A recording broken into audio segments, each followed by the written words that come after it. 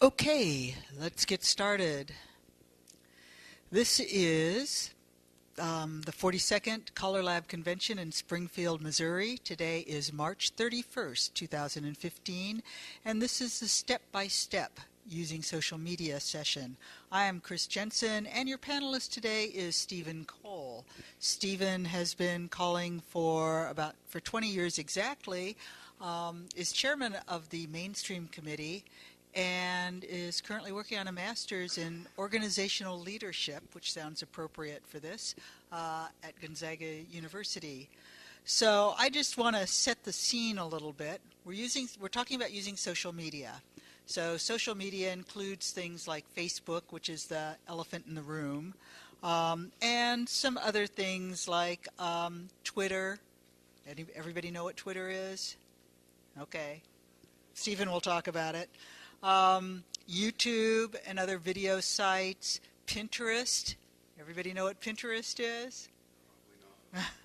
Okay, Google Plus, Instagram, Flickr, something like Meetup.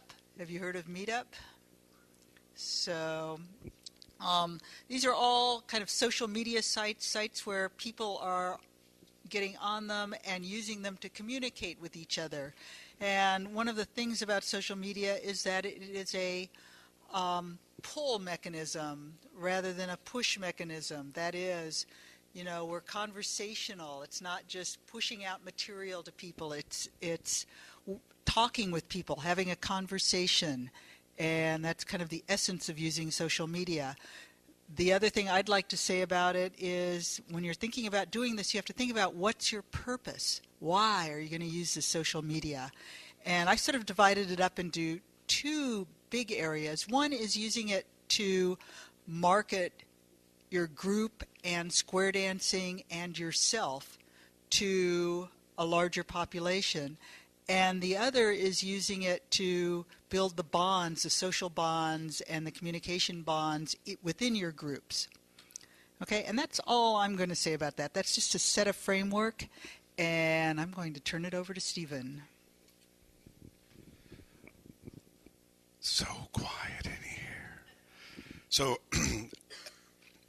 when I was asked to do this, I wasn't given a lot of direction. And it looks as if the stuff that I was preparing for is going to be a little bit of a repeat from some of the media relations stuff that happened this morning with Bill Boyd and Mike Hogan. But I hope it's a little different. I didn't have a chance to look at all of their handouts. I want to start by talking about social media, what it is, what it isn't, and then we'll talk about specific tools. I could probably present or do something on every social media, internet-related site, and we'd still just be scratching the surface. I could do a presentation for an hour, and you'd see a little bit about it. So I'm not here to explain to you the intrinsic design of how Facebook works or Pinterest, but I will talk to you about them. I will show us a few of them off when we're done here, and then there's I think a birds of a feather thing, or there's something where we're talking about a breakout session a little bit later where Donna from the home office, not Dana, the other one, has asked about setting up a Facebook group for some of the youth activities and how to configure that. Now that's a different topic, configuration and design. And we can talk about that and I can show it to you, but you're going to see it and think, what did he do? And we'll talk about how to get more information later. So these are my thoughts. They're a little blurry, so it's kind of apropos that it's a little blurry on the screen too. These are in no rhyme or reason, but I will tell you that using social media, this is the number one rule in my book. Stay positive or stay silent. It's if you don't have anything nice to say, don't say anything at all. I was at one of my first caller schools, and I think it was with Daryl Clendenin. He was saying that callers are your peers, and you would never want to say anything bad about them because you don't want them to say something bad about you. But this is on a larger global scale if you start making comments. And that foot may be the dinner of tomorrow if you are not careful. So when we talk about content, when you post things online, however it is you do it, I keep stepping on something very sticky. No matter what it is that you do, if it's using Twitter, which is 140 characters, and that's it to talk about what you see, or Facebook, or something like Meetup or Google Hangouts, or any one of a number of different social media sites, and that's not the only one. Some people roll their own. You can have your own social media sites. It encompasses whatever you want it to be. Content leads to conversation. Conversation becomes relationships. Relationships result in the return on investment. Now, I actually spelled that out. When I first read it someplace, they called it ROI, return on investment. But what is your investment? Sometimes it's money, but it's personal capital. When I talk about being social and working in a social environment, right? We think of ourselves, well, I'm a square dance caller. Jim Mayo will say, he told me this story once. He goes, I'm calling this amazing dance, this incredible experience, and those people are enjoying dinner in the kitchen. Don't they know how important my dance is? He realized that his dance was important to him, but those relationships were important to everybody else. I'm talking about social media as an extension of who you are to create a conversation, to create relationships with people that you might or might not know, to increase your audience, to maybe create awareness, which then turns into more dancers. Is it guaranteed? Nothing's guaranteed. But I'm not looking for guarantees. I'm not trying to even present that there is a guarantee. I'm trying to say that we start a conversation so that there's awareness, and we can play with the awareness. Chris said earlier that there's like, in any kind of conversation, there's push and pull. I can push the data out to you, and you hear it. Once upon a time, there were 3 television channels to watch. 3. And you get a 4th with a television camera that panned back and forth, temperature, barometer, humidity, barometer, temperature. That makes me old. I get it. It's what we had. That's a push medium. When you had all your editorial content, you got from one source, 3 channels. I have one source, thousands of channels. And people may or may not tune into you. So to tune into you, you need to start the conversation. You start it with content. Now, and we'll come back to that idea in a bit. Have an opinion. Very frightening thing to have an opinion. I don't care. Whatever you want. I don't care. Well, if I say that the programs are too large, I'm going to make people that think that programs are too small angry. If I say that the programs are too small, I'm going to make somebody else angry. I'm going to tell you, I'm going to give you permission. It's okay to make people angry. It's okay. People are not going to like you. Don't believe me? You should come to my mainstream committee meeting. You get over it. Now, you have to be responsible and respectful. There is nothing wrong with being disagreeable or to disagree with an opinion as long as you're not rude about it. And that goes back to the first thing. You can be positive. You can speak in positive voices and create an audience and still disagree with people. I work at a hospital where there's a lot of people that speak English as their second, third, or fourth language. There's a door that says, do not close.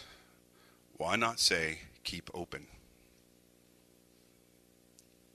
Same thing. One speaks in a positive voice, the other a negative voice.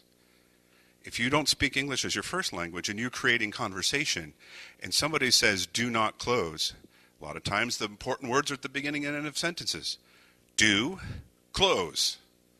The not is lost. Speak positively, keep open, your message carries. And that's a truth of social media. So have an opinion. Don't be afraid of it. Don't be afraid of making somebody angry. If you lose a gig, you didn't want that gig anyway. Social media is virtual networking. Virtual means that it's not a tangible thing. If I sit down with Barbie and we have lunch and we talk about something. Square dancing, it's what we have in common, right? That's one of those things we have in common. It is we can network, and then she can say, hey, I know somebody up in Seattle, or I say, hey, I know somebody down in Oregon, and we can talk. And we take what we know and we build on that. That's our network. Now, once I talk to Barbie. Barbie says, well, you know what, Lee does these things. I'm like, oh, wait, I do those things too. Or I know somebody that does, and maybe I can create other connections. Those are relationships that go back to that return on investment. And the investment is human capital. It is that social thing that we want. And it takes time to build them.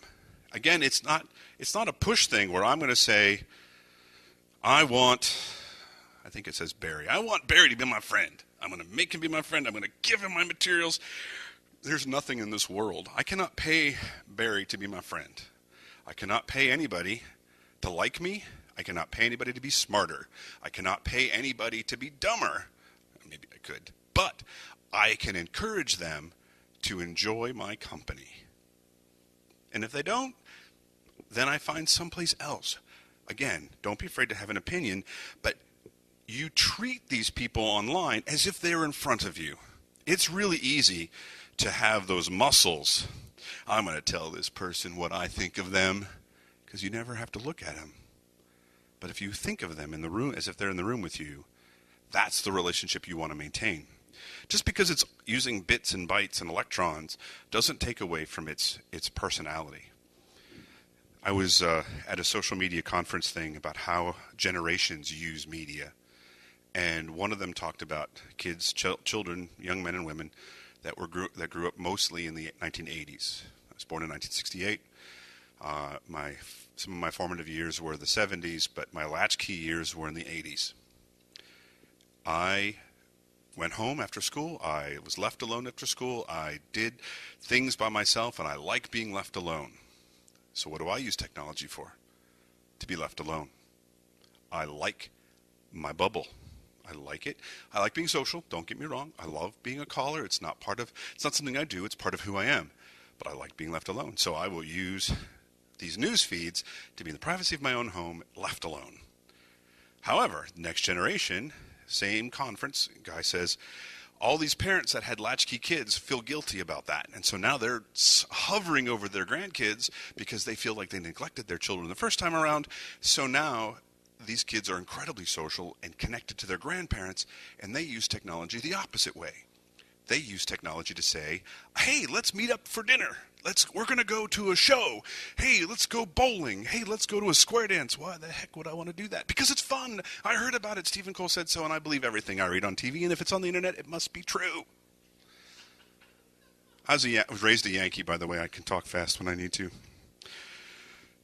Hashtags we're going to come back to. Hashtags they started, I believe, and I have to look at this one because I'm not 100% sure anymore, with Twitter. But then they morphed into other types of social media. Because Facebook used to use just the @ sign. If you put an @ sign in front of somebody's name, it would show up. You had to tell it, I want to include somebody else in the conversation. The idea of a hashtag, or as I like to think of it as the pound sign, or the number sign, but the hashtag allows you to categorize a conversation so that if somebody looks for the conversation, not you, but what you're talking about, they can find it. And I'll show you a website. I have to search for it because I should write it down. I should make a bookmark. But I do a quick search for hashtags, and you can find what other people are talking about. And I was at a conference last week where we had something at the University of Washington where I work, where they had talked about Tech Connect, and they said, hey, add this hashtag to anything that you're talking about so that we can see. This increases, the idea of a hashtag increases the scope of your conversation so that other people might find it. And that's might not, but they might find it. You increase the possibility, the potential. Now, but you have to know how to do that, and I wouldn't worry about looking for it. I would worry more about getting it out there. Be heard. Be seen. Have an opinion. Have an opinion that's worth reflecting on. Give somebody an experience. That's what we do. So we're going to talk about hashtags a little bit more, but that's more the conversation. So people think, oh, I have this friend who has 6 websites, and he's got a Facebook page, and he's got his own page, and he uses LinkedIn, and oh my goodness, I can't get started. I can't do all that. Think of it this way. Who dances mainstream only? We'll say only right now. Dances mainstream only. Dances plus. Advanced. See anything. All right. So those of you that are challenge dancers, if somebody showed you the entire list of all the calls that you know right now and said, this is what you need to learn to do this, you would have said, I'm going to go bowling. Or, okay, where do I pay my tuition? Or, those are your choices. It's daunting if you think about the entire system. It's an ecosystem. It's a life of its own. So pick one, pick something, and learn it. And I'll tell you a couple secrets about how. I think the next slide or 2 over. But pick one to start from. It's a launch pad. It is like square dancing is. You get a taste, that circle left, that first nighter, Allemande left, right and left grand. Swing your partner, you're out with a date, you're having a great time, and there's a little bit more, and a little bit more, and a little bit more. And soon, they're coming and saying, hey, Stephen Cole, could you help me? And I'm like, no! Okay. Quality trumps quality. No, other way around. Quality trumps quantity. Quality. Not only do you want to have something to say in social media circles, you want to have like one good thing. If you were to become my Facebook friend and scan through years and years and years of random insipid postings, and they are random, some of them are funny. I find myself incredibly amusing, and you'll start to see me telling little jokes, things that are pretty innocuous. And because I like to have an opinion, but I don't like to offend everybody, just most people. It's different. And sometimes it just happens by me talking. I'm like, ooh, okay, check that. But I would post something every day thinking, oh, this is a funny thing. And what happened was that by posting every day or a couple times a day, people stopped replying to my posts because they weren't unique. They weren't special. It wasn't a conversation. It was just, hey, Stephen talked about funny, and he said something funny, and it was, it's like I'm 46 years old, but I read at a 47-year-old level, and my dad is very proud. Silly little things like that, right? Thank you. I appreciate the chuckles. Try the veal. I'm here till Thursday. But it's hard to be funny, but you plan it. But, too much of it, it becomes lost. It becomes noise. Don't go away. Come back. Okay, fine. So you don't want to have noise. So, and there are studies that were published about the best time of day to get the most reach. I mean, people like to post at their lunch hour, but that's not when people read it. All kinds of stuff. Have something to say. Be consistent. Be regular. But don't just throw it up like over and over and over again. And don't repeat yourself because you think you didn't get heard the first time. You have to say it louder the second. So, how do you get started? I cannot emphasize that third word, trusted, enough. For those of you listening to the recording at home that don't have my handout, which I did not submit to the home office, it says, find a trusted friend who has been using social media, or it should be a social media channel, and learn from them. Find somebody else that does this already. If you live in the Seattle area, I can find somebody. Call me, I'll see if I can help you. But just like I have a trusted friend in Square Dance Land that I go to and I say, Susan, I called this tonight and it was a disaster. What did I do wrong? Or Susan comes to my dance and says, that was the best thing. I've never seen that kind of teach before. She is my trusted friend, and she will tell me when I make huge mistakes. And I will tell her the same. The thing about it is that we trust each other not to hurt each other's feelings. Right? There are those people, I had a caller tell me, everybody will lie to you for the rest of your life. Those that really like your calling are going to be honest with you, and they're going to say, I love your calling. Those of you, but they don't want to hurt your feelings. If you were horrible, I love your calling. You're amazing, because they don't want to hurt your feelings. People that don't like you, I love your calling, because they want you to fail. They don't want you to change. So find a trusted friend that will help you and guide you. And even if your trusted friend said, you know what, I just learned yesterday too, but look what I found. It's a great resource. It's a great thing to think about. Be honest, be warm, be authentic. Have an opinion. Make it yours. Be real. As try as I might, I could try to be Chris Jensen.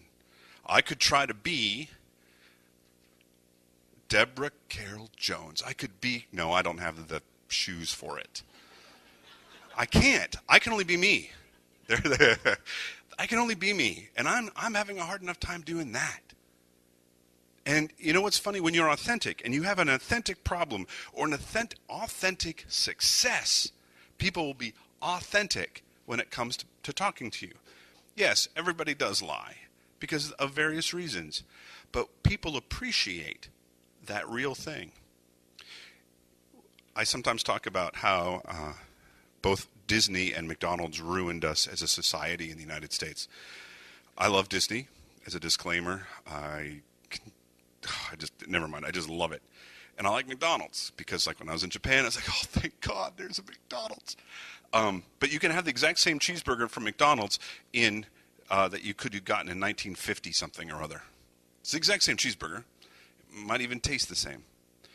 And the packaging is what Disney brought us. That perfect packaging. It's wonderful. But is that real? Not so much.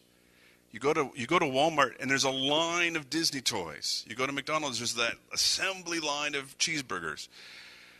Square Dance Callers are not bringing you an assembly line of anything. Some might think you are, but you're not. And so let's have an authentic experience. Something that's real, something that might be different, heaven forbid. And then when you're talking on social media, it says, I say, put yourself in the shoes of your dancers and potential dancers on social media.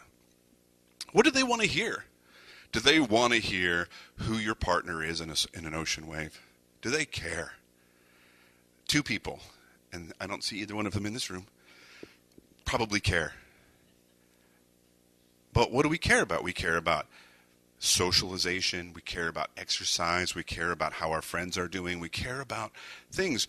Find out when you start talking when the dance is, where the lessons are, that they're not lessons, that they are lessons, that you are concerned that we are obsessing. You know, some people might say, what are you obsessing over? I want to see, right? So what are we talking about? Be authentic, and then figure out what that means to the people that you want to talk to.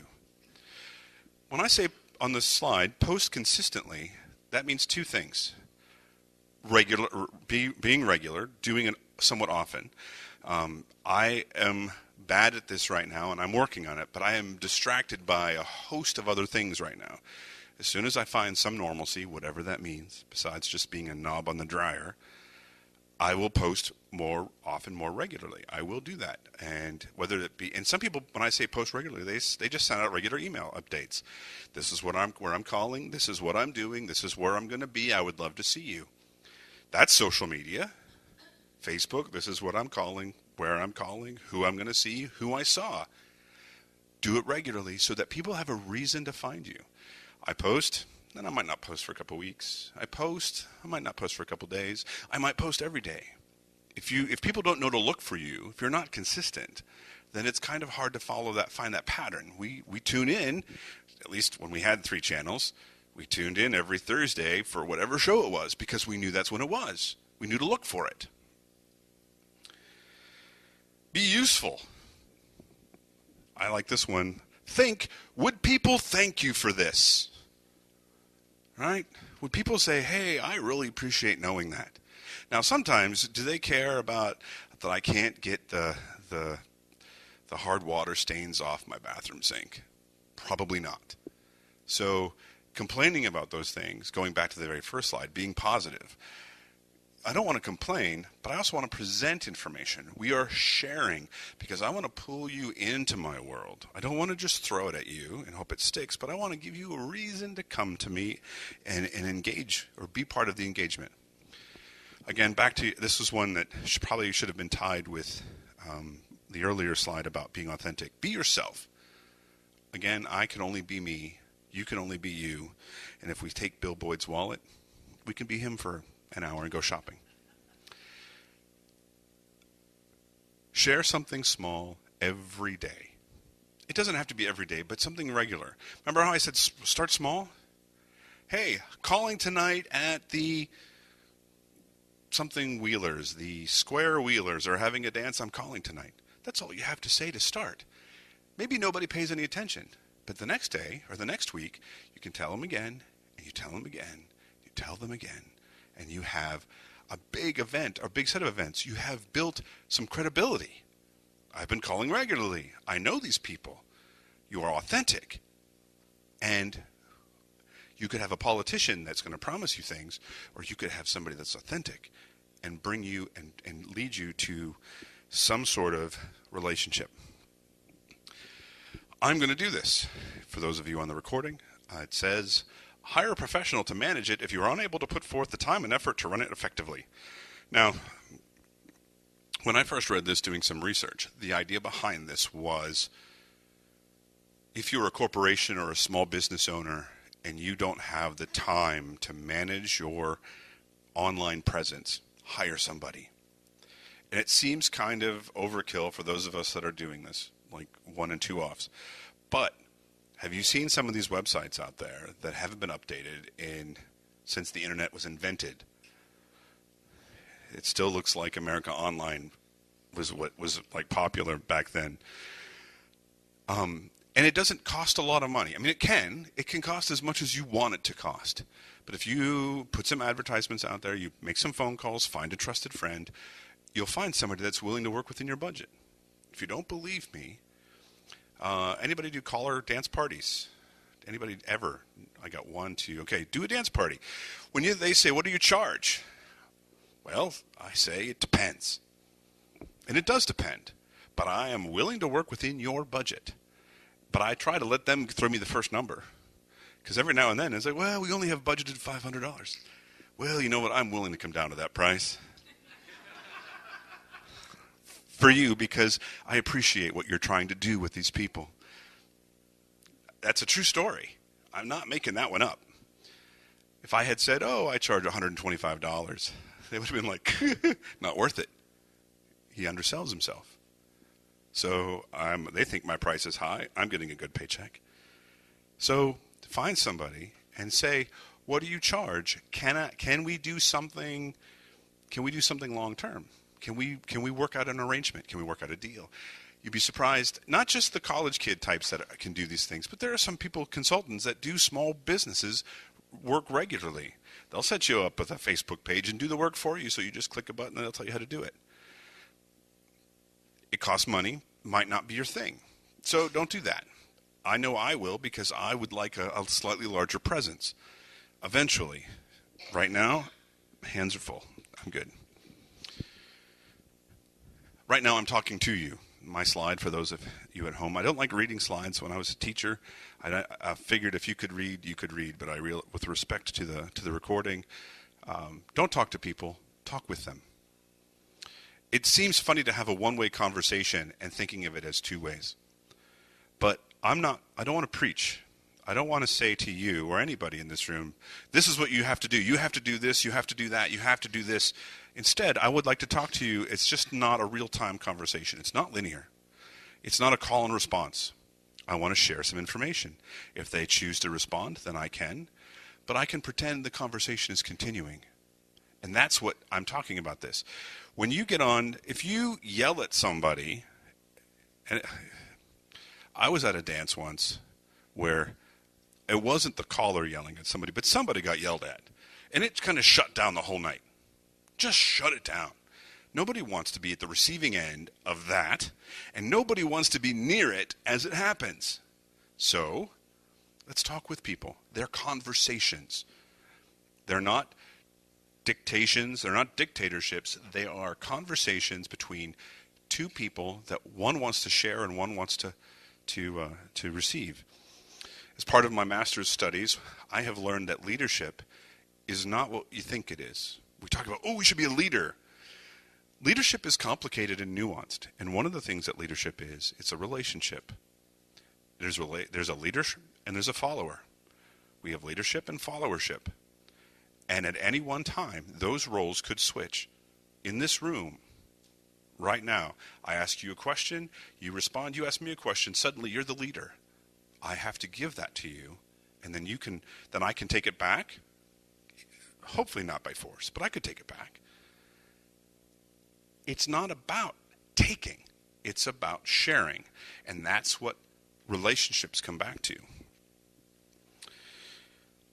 I'm not going to tell you that I'll judge you for misspelling, and I was going to spell the word spelling wrong on purpose.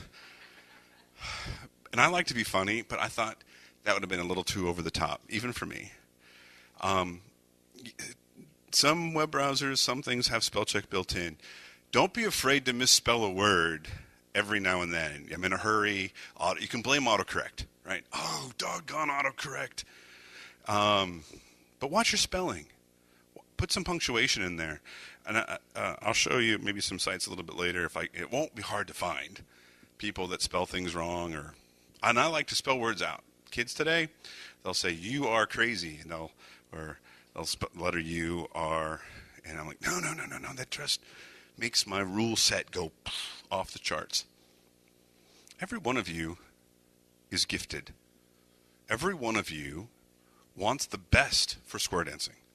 Every one of you has a gift to share with humanity. You might not even know what it is. So this slide says, let your personality shine through. Again, the mission, be authentic. I would go to Chris Jensen's dance. I would go to Dottie Welsh's dance. I would go to Deborah Carroll Jones's dance for a couple different reasons. But mostly, it's because it's Deborah Carroll Jones, because it's Dottie Welsh, because it's Chris Jensen. Because each one of them delivers a different product to me. I buy something from them, maybe brokered through a club, but they are special people in my mind. Dancing, working with, creating, and being who they are, even on, whether it be online or on the dance floor, you want that same kind of engagement. I mean, I rarely stand behind a table when I'm calling. It's kind of weird. I have to come back to my little remote control. That's part of whom I am. It's not really a shtick. I want to be connected with my audience. It's how I was when I was a teacher. Some people like security. I've got a force field to stay out of my bubble. Doesn't mean it's any less authentic. It's part of my personality. And it's okay to not like it. If you find somebody that, I don't like that, then don't pay attention. Turn the channel. There's 500 of them. So this is one that we're going to come back to a little bit, and we're going to talk about I was talking to Donna at the home office for the slide people or for the people at home. If you're using Facebook, make sure that you've got a Facebook page, not just your personal profile. This is something that I went round and round and round and round about with myself and other people. You do a search for me on Facebook, you're going to find me, you'll see me. But I also have a Square Dance caller page that is different than my personal page. My personal page has my thoughts, romantic little love things with my lovely Laura. And you might not want to see that stuff. But people find it. Strangers will want to friend me. And I was like, no, not going to be my friend. But then I would lose them. So what I have started to do is say, okay, I don't know you. I'll let you be my friend. And then I'll wait a day or two. And then I'll invite them to be a friend of my page. And then I will quietly unfriend them from my personal page. Their choice is theirs. But it's a way to pass that through. Next year, if you're listening, home office, this is my suggestion for next year, is that I want to talk about personal and professional data security. And I want to talk about sharing online and about how to preserve who you are and prevent the bad guys from stealing who you are. It's really easy to sneak in social networking to try to do bad things. You sometimes get fake requests from people like, I'm already your friend. Why do you want to be my friend again? Well, somebody tried to steal their identity and then become my friend so that they could learn more about me based off my page. I don't have much to offer because I try to keep the stuff on my Facebook page pretty generic. I try not to be very volatile there. But I know some people that are, and I'm like, oh, I'm not looking, can't look. So you should think about this. When you become a friend of somebody's on their personal Facebook page, you might see things about them that you really don't like. There may be political, religious, moral affiliations that you disagree with. Variety is the spice of life. Free country, free world, free everything. If you don't like that stuff, you don't want to share that stuff, don't. But you have to draw the line yourself. I don't care. So I do what I said. I accept their friendship requests, and then I can go to my professional page, and I can say, hey, invite this person to be that's on my friend list to be a friend of my page or like my page, and then I can unfriend them later. You don't push. You don't say, you have to come to my lessons. You have to come. You're not cool unless you come to mine, which is true. Thank you for the chuckle. No, you have to. You don't walk around saying, strong-arming people. You don't threaten. You don't cajole. You don't even. I try not. I like sarcasm. I'm not just a member of the Sarcastic Club for Men. I'm also the president. No, I'm not. Yes, I am. So you want to engage people without being like, hey, this is where you have to come, and if you don't come, you're not. Where again, these are conversations, and the thing is, you cannot force somebody to do something that they really don't want to do anyway. Well, why not encourage them to be part of what you want to do, and that is create a social experience. And this concludes the slides that I have as far as discussion points regarding social engagement, just as a kind of overview of what to present and how. I have seen slides about what time of day should you post, how often should you post, who should you include, how do you follow people, how do you follow not just the hashtags, there's all kinds of stuff, and I can't get that all in an hour. So I just want to talk about the description said, I forget what it said, but it was kind of like an overview of how social media works, and I'm going to show some of that in a second. For now, I would like to know if you have any questions, comments, thoughts, hopes, dreams, and fears. And please do it on the microphone. Tell us who you are, where you're from, mother's maiden name, last four of your social security number. My name is Sue White, and I'm from Arkansas, and I really don't understand the use of hashtag. I don't know what that means. All right. Would you like me to show you? Okay. Give me a second while I shift.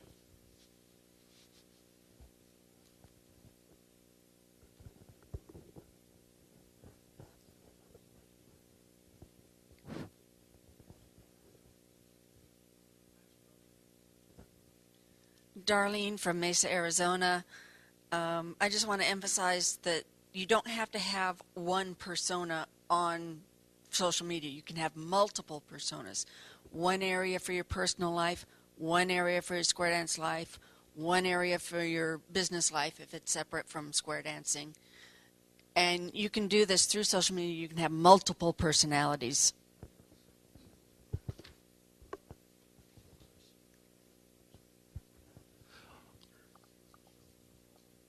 Mike Cecil from Los Angeles.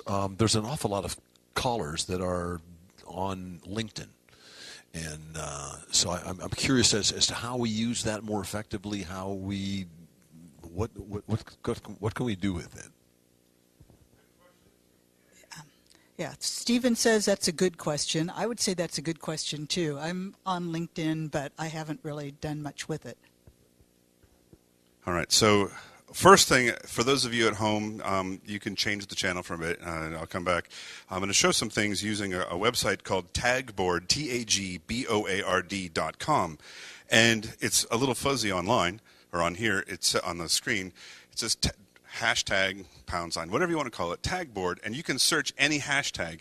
And I will type in the hashtag of #SQ UAREDANCING, which is supposedly, oh, there it has, it pre-fills it in. Supposedly what we should be talking up here. So what'll come up, and I may have to read this. People have posted adding a hashtag to their site.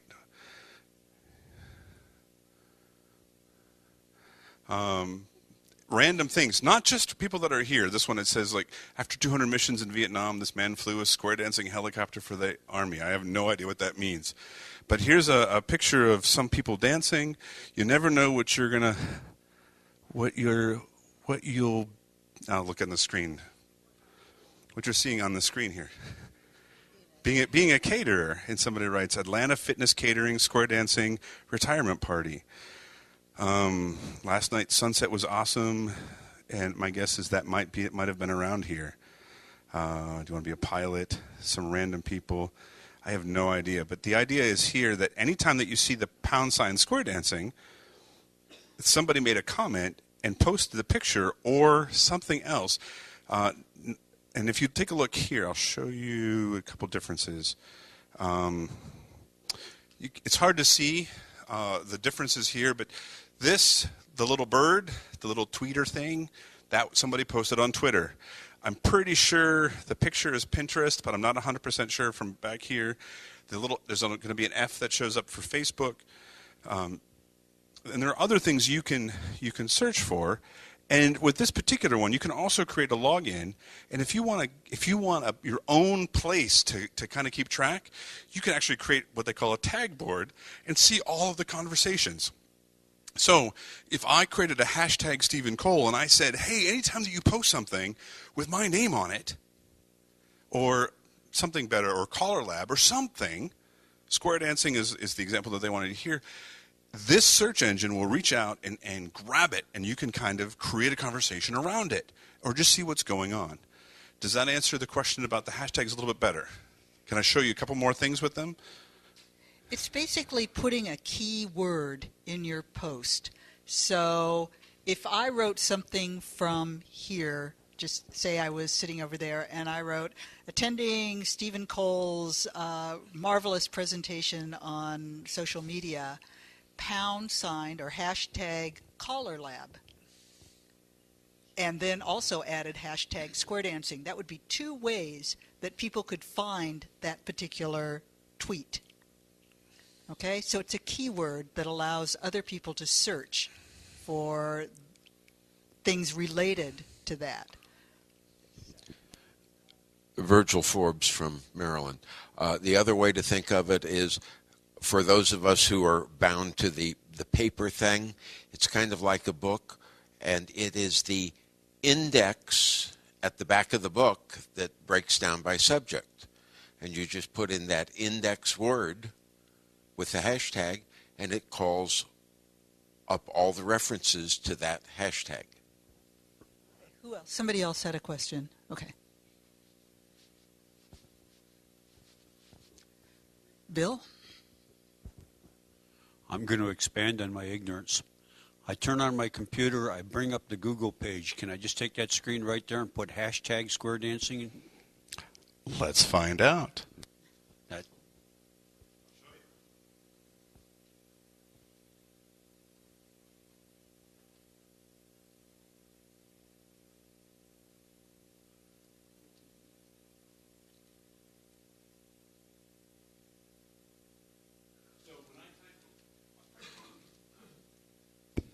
So when I type just the hashtag by itself, in a search engine, it's just going to do the search for the most part. We don't have built in most browsers the ability to search those things.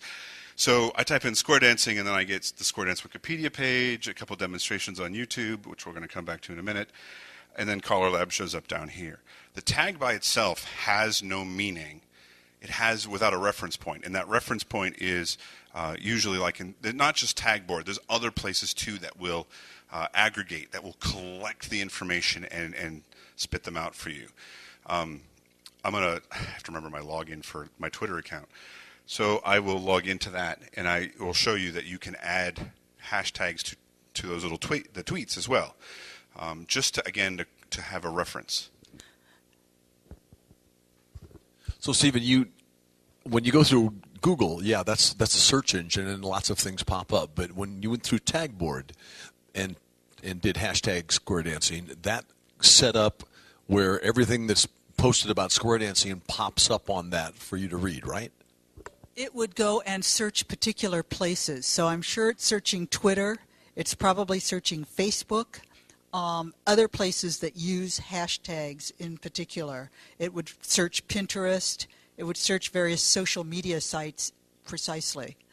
So to confirm that anything that was be posted on square dancing on any of those medias would turn up for Tagboard. Okay. If you search for the tag and they use that tag. So you'd use the hashtag. They're searching for the # followed by a keyword. You'd use I'm not sure in Tagboard because I think they would just assume that that's what you want. So you would just type the word and it would look for hashtag that word. Affirmative. On the Tagboard, they assume that that's how you're doing it. For a while, @ were also a popular thing to reference a person. So if you typed in @ a person's whatever either their Twitter handle, like the old CB handle, or their username on Facebook, something like that, that would reference that. We pulled the projector back to try to make it focus, and it helped a little bit. But sadly, now the top of the screen is off. So I went to the LinkedIn page, my LinkedIn page, and I actually used one of my Square Dance promo photos, which I have to have retaken because this one, without a beard, I need to make one with. Because that's something else that was supposed to go on the other slide, is that if you do online advertisements, you should look like the picture that people see. I could put I know, really? I mean, I put the picture of Deborah Carroll Jones for Stephen Colin, and they looked for this tall blonde woman, and I'm like, sorry, I just can't pull it off. But people look, when I go to a party dance, they look for this picture. They look for this man that looks like this picture. And if I don't look like that, it's going to be a mystery. Are you sure? There was some other question. Okay, Barbie asked over here, and Barbie Ashwell from where in Oregon? Oregon, someplace in Oregon. Actually, she owns the state now. Someplace in Oregon asked about how long these tweets stay with us. What happens to them? Do they evaporate? Do they just go away? They are there forever. Forever.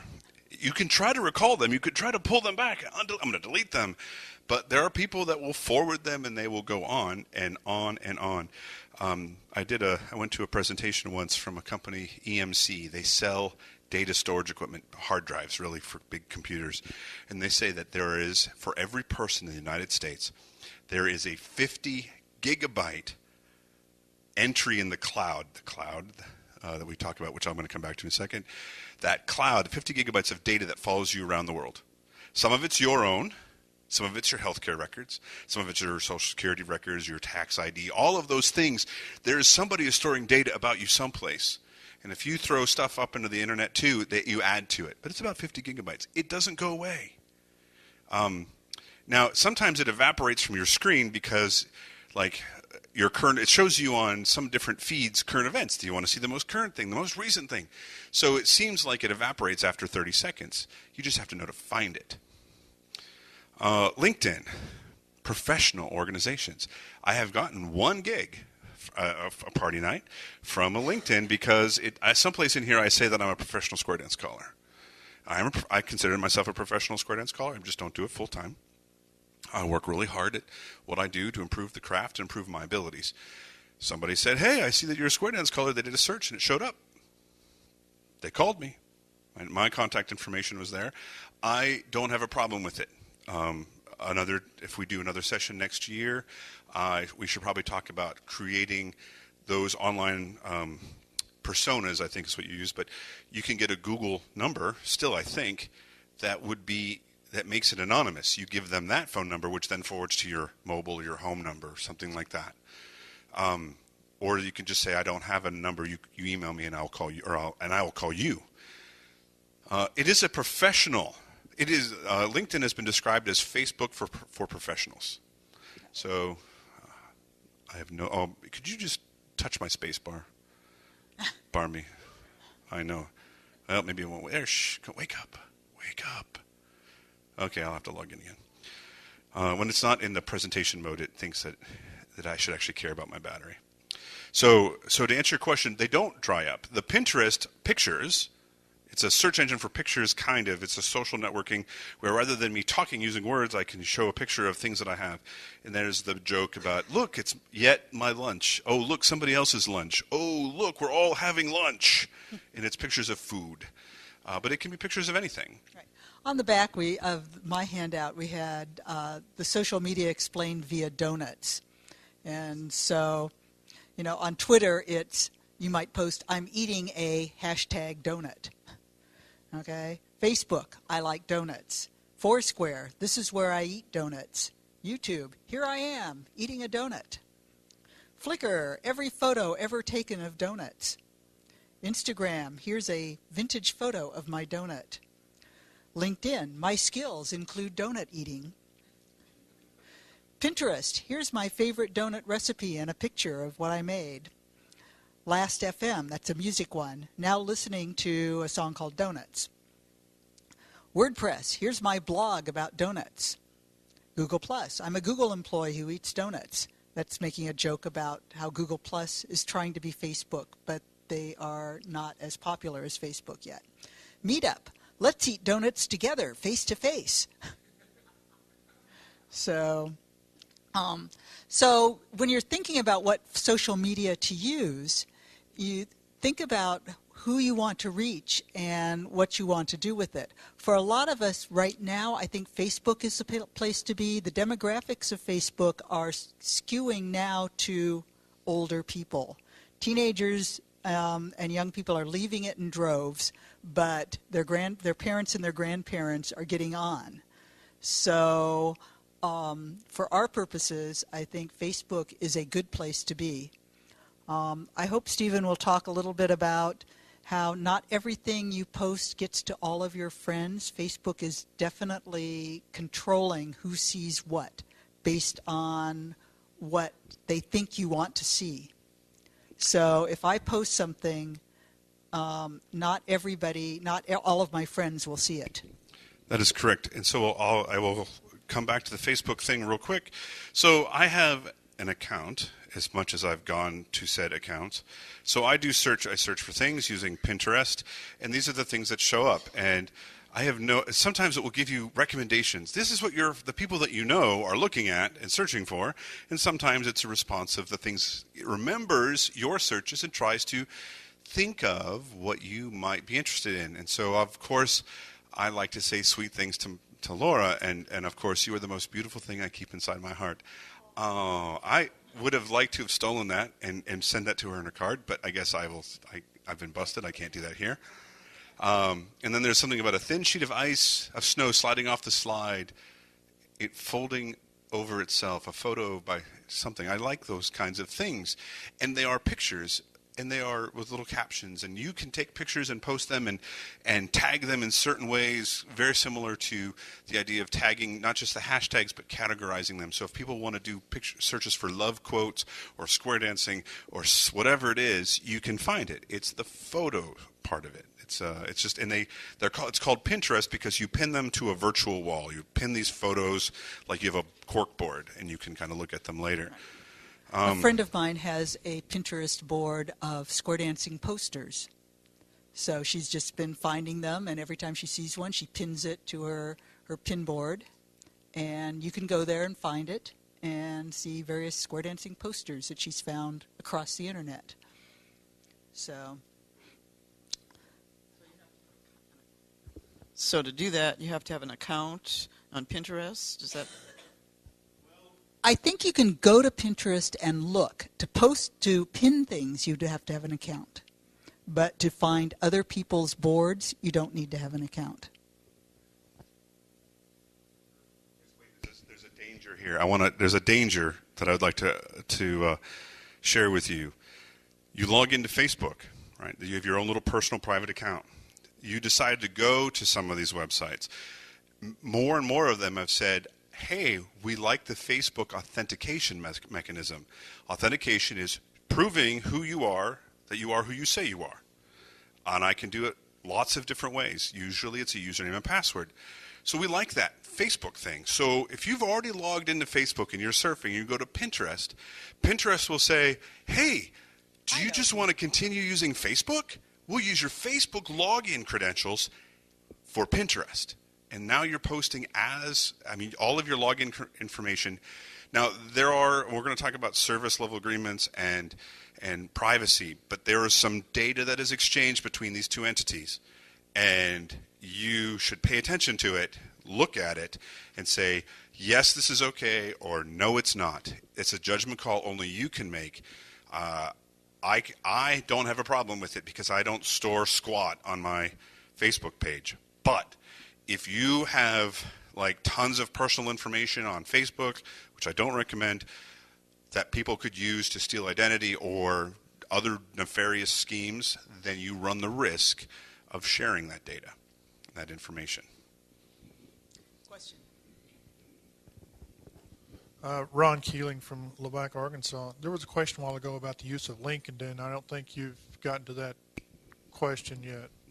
I think I just mentioned that LinkedIn is it's social networking for professionals, whereas social networking in general is about connecting as people and as if you're on the street and you're hanging out with your best buds.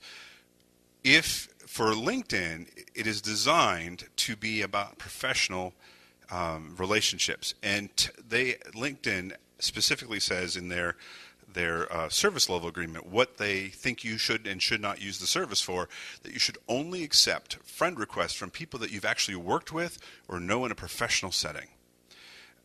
I don't always do a good job of filtering that, but I try to say, oh yes, I've worked with this person, but I have some callers that have become my acquaintances or relations on LinkedIn. But you put your resume on there, you put information about there, you can look for work on there, for professional work of any kind that you're a professional for. So you could, excuse me as I have hiccups, you could put information on in LinkedIn about square dancing and say, come visit my LinkedIn page. And you get a URL, which is not visible here because I'm back to the Facebook page, that is yours. And you could say, you can find me on LinkedIn by going to this long, complicated place, or putting that on your own page, and like a personal web page, say, click here to find me on LinkedIn. Follow-up question? Yes, Ron Keeling again. On LinkedIn, one of the things I've noticed, I've got a human resources guy that was a friend of mine, and posting on there, he deals with human resources all over the United States with his business. And when you've got CEOs sitting down and talking about doing something neat for their companies and things like that, and you've got a square dance caller that's on there that somebody's friends with, and they say, oh, maybe we should do this. And you get quite a few things going that way. It's an option. It is socialization at its best. We have a question, in the back first because she's closer. But if you want to, she'll come to you. She'll be coming around the mountain. Deborah Carroll Jones, Arlington, Texas. So how important is it anymore with the use of social media for us to be having a web page of our own? I personally think it's incredibly important because you control that. Facebook puts up what it wants to. You can put things up there, but what it shows is what it chooses to show. All of these other things are under the control of these other companies. You control your web page. That's where you get to put yourself forward exactly as you want. It won't go away, assuming that you keep it up. So I personally think that it's really important to have your personal website. I will concur. We have a question in the front as well, and yes, up front. So this social media, in a way, using Facebook and LinkedIn and Twitter and all the Pinterest and Snapchat and these other crazy things that are out there, are about creating relationships and conversations. Your billboard is a good thing, a website, which is why I'm going to spend some money and have somebody help me update mine. I can do it.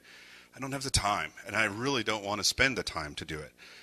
it's a great. That's a place not to have a conversation, but to advertise, to put it, to actually just push that out and say, hey, here's all the pertinent information. You want to see the things I've written? You want to see the stuff that I've done? You want to see the places where I'm going? There's my calendar. Everything is there. That I control 100%. Facebook and its related social media is a nice way. It's a convenient way on a shoestring budget to put yourself out there to create a conversation. But you have some control, right? You have the ability to say, hey, I'm having a presentation and you're talking. People could or could not listen. They may or may not find you. And then we talked about the search engines. I don't remember if it was Mike or Bill. Somebody said, if I put the hashtag information in the search engine, will I find it? No, but if you type in Stephen Cole, there's 2 Stephen Cole callers in the United States. One of them is in Texas. I'm not him. I wonder if you could go back Barry McCombs, Calgary, Alberta. If you could go back to the idea you said of having various personas on Facebook. I mean, at least the fast and dirty, where to look to get it started. I will do 2 things. First one is I want to show you a little bit about permissions and what that means about sharing publicly and keeping things private. And then I will talk about how to create a Facebook page that is related to who you are, what that means, and how. And basically then I will add by saying that if you have another email address, even though it violates the Facebook service agreement, meaning that you agree to be one person online all the time, you could. There's been some exceptions made. You could create a separate page or a separate entity of yourself that you could use to post things that keeps everything separate. That is your choice to make. I find that it's a lot of work. I don't have that much time. So I'll let Chris talk, but I'm going to pull up the permissions first. Okay, so just setting up your profile page, which would be Barry McCombs, just your personal page that you might have your friends on and your family and things like that. That would be one persona. Then you could have Barry McCombs Square Dance Caller as a page. So you have your profile and then a page, a fan page, or there are various categories for it. So that could be a persona. You could have, Barry McCombs Fiddler, and that could be another persona that you do. And just for the record, so I'm looking at my Facebook page, and there's an entry in here that one of my friends, her name is Kayla Hayes Jones, made a comment about what her wonderful husband is doing for her, treating her to something special. Not everybody needs to see all the stuff about me or from her, but it's there. Nothing wrong with it, right? There's nothing wrong with it. But if I want to use social media to talk to my friends about square dance calling, they might not need to hear what a wonderful husband Vernon is. Thank you, Vernon. I hope you're listening, and I deserve a raise. Oh, wait, you don't pay. Sorry. So anyway, that's what that is. Now I'll get back to the permissions thing. Mike. Chris, you mentioned that we're kind of in the Facebook mode. Where are all the kids going? You said now they're going someplace else in droves. I'm sorry, I don't know. They will go to where their parents aren't. They started out on MySpace, then MySpace went, that they lost interest in that. Then they went to Facebook. They're losing interest in Facebook. There are some forms of communication where you post something and then it disappears in 30 seconds or something. Snapchat, various places. I think that they're on. I think they're still on Instagram, doing it with pictures. And other than that, I think a lot of people are into Vine, which is 6-second videos that they post. Yeah, so, Vine, V-I-N-E, Vine. They're right. Interesting. So I don't know, and it's hard to keep up because as soon as we find it, they're going to leave. So back to the privacy thing. So on the top of the page, towards the right, there's a little icon that has a little lock on it. When I click on the lock, I have an option for Facebook to do a privacy checkup, and then below it says who can see my stuff, who can contact me, and how do I stop people from bothering me. Tries to make it accessible. So I'm going to click on the who can see my stuff.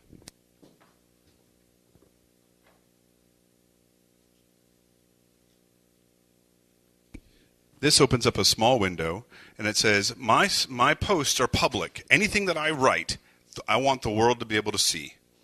Now, that's fine, and we can talk about blocking people later, and you can block people, and I highly recommend it.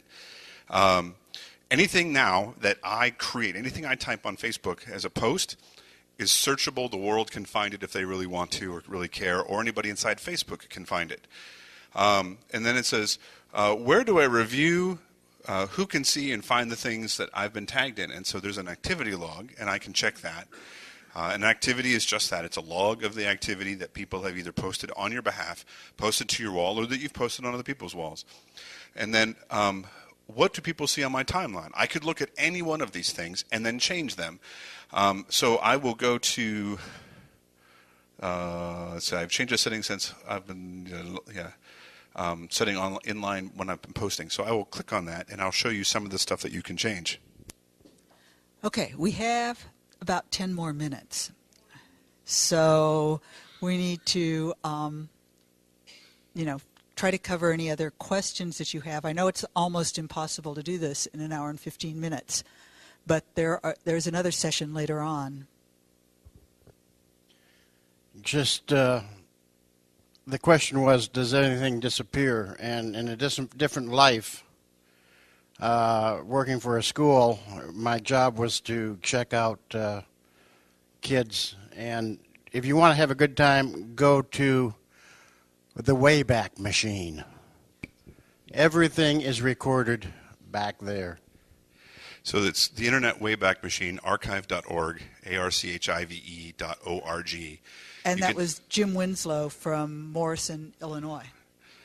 And the Wayback Machine, if a website's been crawled by some search engine, meaning a program has gone through and to see who's got what where, it might show you the page as it looked a year, 2 years, 10 years ago if it existed. So yes, there's all kinds of things to see. Mike Salerno from Topeka, Kansas. On my professional page, it comes up and I make a post, and then it wants to, I only get, probably got a couple hundred people on there, it only gets to 10. And then it wants me to boost the post. Is that just a marketing tool by Facebook? Are they limiting me, or what can I do about that? Facebook is not there for your pleasure. It is there to make a profit. And the boost post is just a commercial. We talk about the cloud. We talk about the web. Neither one of those things really exist. There's no such thing as a cloud.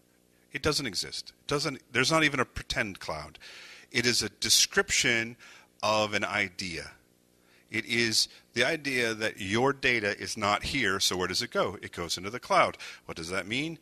It's complicated, but what it means is it goes and sits on another corporation's computers someplace else, going through a publicly funded network, and it sits kind of in a almost ubiquitous place. Any place in the world you want to go, you're there. And what do they do how do they pay for that data system computing thing? They sell ads. To get ads, they need eyeballs. If you're looking at something, then they'll sell more ads. You boost your post, that means that you want more eyeballs. That means you're going to pay them X number of dollars. And that is your choice. You could choose to or not to. But you could also tag your friends. That will make them see your stuff. But it might not necessarily guarantee that they're going to look at your things, because they have to still look at it. They have to say, hey, who's Mike Salerno? Roy Gotta from New Jersey. Some of this stuff is news. You say that, when we post something, it, of course, doesn't necessarily go to all our friends. Is there a way for us to know who got it or who didn't get it, other than their responses? The short answer is no. There are mechanisms to track who sees what. Those mechanisms are usually used by large corporations to track advertising and spending. So there are options and possibilities, but for us as mere mortals, the answer is not really, or it's complicated. The only way to really be sure is to ask for a confirmation, to say, hey, what did you think about this? Which is part of that conversation from the beginning. What are we trying to do? And social networking is a conversation between you and somebody else to have a return on investment, which is of your time. So I cannot guarantee that somebody's going to see something if it's free. Now, if I contact the Facebook people or the Google people and I say I want to make a commercial and I want to do this, they have specific algorithms that say, okay, what's your target market? And you want to hit 35 to 45-year-old couples, empty nesters, whatever it is. They have special magic that will, with magic smoke, that will target those posts. You say, I want these people to see my post. It will hit their servers. Their servers will say, I know these people should see this ad. They can't guarantee it, but they'll push it out. And they say within a certain percentage of certainty, meaning that they're going to say, well, we think 80% of your market will be seen by this. We'll get it, but I can't guarantee anything. Right. You can pay for Facebook ads. Here's a follow-up question, I think. Right. Okay, yeah, I know we can pay for Facebook ads, and there's Google ads, which is a whole different workshop. Does Facebook have a system where because I have a Facebook page and I post stuff, and I see lots of other people do, but for a fee, will it then go to all of the friends, whatever? Because people are pushing this as a way to, promote this, but if we don't know who's getting it and who's not getting it, it seems that's an awful spotty way to try and... It is a spotty way, and it is not guaranteed. What happens for most things with Facebook is that you have the option to follow somebody. You can say, I want to follow Stephen Cole. I want to follow Chris Jensen. I want to follow The Goddess. I want to follow Vernon Jones. When that happens, when they post something, whether it has my name in it or not, it usually shows up on my wall. But not always. But not always, because there's also, it has algorithms that manage the amount of content you see, because it doesn't want to inundate you with everything. So it might give you 10 or 15 posts at a time, in which case you might miss it. Right. And the more you like somebody's posts, then Facebook will probably show you more of that person's posts. So it's a pulling thing of you can control what you're seeing. So here's an example kind of how you can manipulate that the other direction. So I have some slides I got from my aunt a couple years ago, or if you live in the South, my aunt. People look at me like, why are you talking so funny? And I wanted to have them scanned. And I saw a Facebook ad come through that said, hey, there's a special deal, and I wanted that deal. And it went away, it evaporated. Made me so mad. So what did I do? I searched for slide scanning things, and I looked for slide scanning options and all of this stuff, and next thing I know, I am inundated with ads, and there it is. So if you're looking for a coupon to buy something, then that's the way I manipulated the system to get the coupon, the deal that I wanted back. I don't know how we could use that in Square Dance Land. It'd be nice to say, hey, have our ads be triggered by something else, but there are no guarantees. What happens when you like or follow? And that's Dottie Welsh from wherever Dottie Welsh lives. Nova Scotia, Canada. And tell me the question again. What? When you like or follow. So if you follow somebody, usually you follow a page, like a professional page, and you like somebody as a person. What happens is that there's a link that's created between the two of you, and you get information that they post on a semi-regular basis, both from their page. Like if you're following them, usually the follow says, if you're following my page, if I say I'm going to be in Springfield for the CALLERLAB convention, that will most likely show up at some point. Not guaranteed, but it probably will show up on a feed. If you like my personal page, likewise, as I post things, they may show up with a higher probability of somebody random on your friend feed. Now, one of the troubles with liking and following, and it's like the dirty underbelly, is that you don't have to be my friend to follow me. So there could be people following your activity that are not your friends, that don't even know you. They're just digital stalkers. However, liking a Facebook page is a two-way relationship, or liking a Facebook person, a persona, is a two-way. You know, Correct. you ask to be somebody's friend, and they have to accept you. Yes, you have already liked that person, right? So when you like somebody, they'll get a request saying that they like you, right? There's that. Sorry, I messed up because I was thinking of two different things. So if I like your page, and you'll have or we have a friend. Sorry, if I become your friend, I say I'm going to send you a friend request, and you have the option now to be my friend or not. You say yes, then we will start seeing 1 minute. We'll start seeing conversation. We'll have a conversation. If not linearly, it'll still be there.